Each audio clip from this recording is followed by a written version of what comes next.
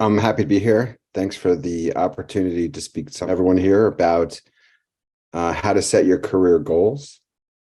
I've had the opportunity to reset and look at my career goals throughout my past 25 years of working, and I'm going to provide some some guidance, the best I can, of how you could take a look at setting your career goals. In step one, when you're getting started, everything is new, everything is exciting.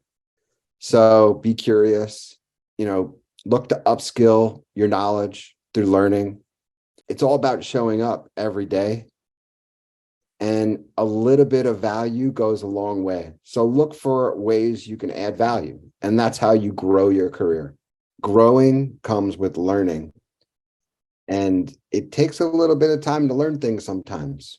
We all learn differently, but the goal is show up, find a way to add value, find a way to continue to trust yourself, because the individual contributions and commitments will eventually be self-satisfying.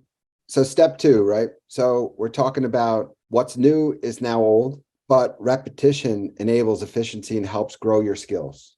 Meaning it's annoying to have to do things over and over again, but that's called muscle memory. That's how you get things right. And sometimes you have to buckle down, and that's part of step two.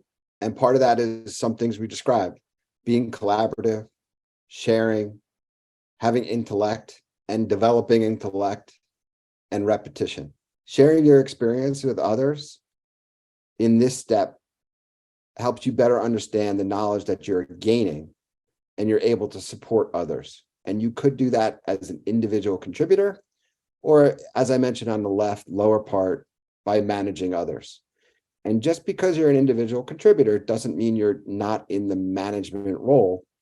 You might not be directly responsible for individuals, but you're managing their expectations. Step three. So someone asked about expertise and where you are, and are you at the top of your game?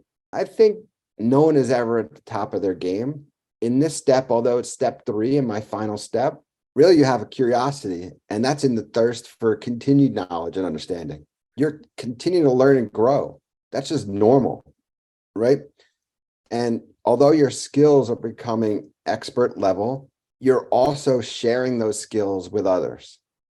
And as I mentioned before, I learn different than other people. People learn different from me, and that's okay.